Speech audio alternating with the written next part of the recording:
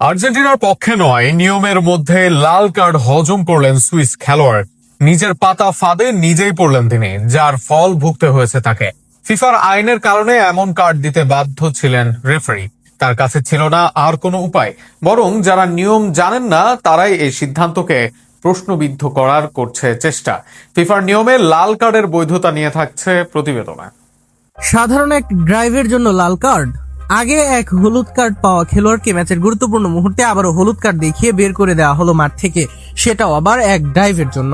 সাধারণভাবে আপনার মনে হবে রেফারি হয়তো কঠোর হয়েছেন, আবার আর্জেন্টিনার পেছনে লেগে থাকা পর্তুগিজ ভক্তরাও এর পেছনে খুঁজবেন ষড়যন্ত্র, কেননা তারা ফিফাকে আর্জেন্টিনার পক্ষে নিয়ে মাতামাতি করে আসছেন বহুকাল ধরেই। তবে ঠিকমতো রুলস পড়লে তারা বুঝবেন এইখানে আর কোনো কল ছিল না রেফারির জন্য, বরং নিজের পাতা ফাঁদেই পড়ে লাল কার্ড হজম করলেন সুইচ খেলোয়াড় এমবোলো।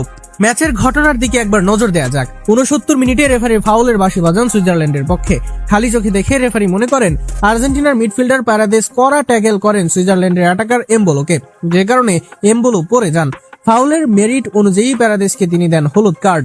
এরপর ভার থেকে নির্দেশনা আসে বিষয়টি পর্যালোচনা করার। সেখানে দেখা যায় স্পষ্টত ডাইভ দিয়েছেন সুইচ স্ট্রাইকার এমবোলো, এমনকি ন্যূনতম কন্ট্রাক্ট বা যোগাযোগ নেই প্যারাদেসের সাথে তার, বরং আগে ঝাঁপ দিয়ে প্যারাদেসের গায়ে পায়ে লাগিয়ে ফাউল আদায়ের চেষ্টা ছিল।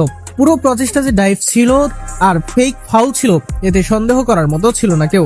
আর সেখানে আসে নিয়ম, যে নিয়ম বলে ওই মুহূর্তে এমবোলোকে হলুদ কার্ড দিয়ে দুটি লাল কার্ড দেয়া ছাড়া রেফারির হাতে ছিল না আর কিছু করার। ফিফার 12 নং রুলস রয়েছে ফাউল এবং মিস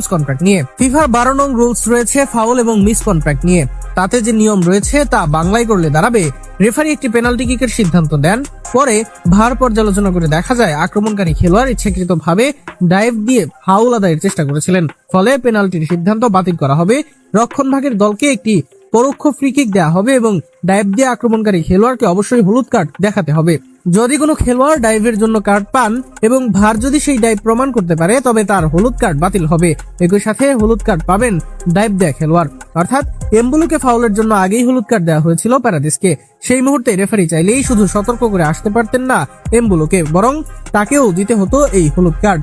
আশ্চর্যজনক বিষয় হলো এমবোলো শুধু মাঠে ফেক ডাইভ দিয়েছে, অভিনয় করেননি, একই সাথে প্যারাদেসের কার্ডের জন্য করেছেন আবেদন, আর সেটারই ফল ভুগতে হয় তাকে। তাই যারা এ নিয়ে করেছেন মাতামাতি, তাদেরকে আগেই পড়তে হবে ফিফার নিয়মে, কেননা যে কোনো কিছুতেই আর্জেন্টিনার দোষ খোঁজা তাদের যে পুরনো অভ্যাস।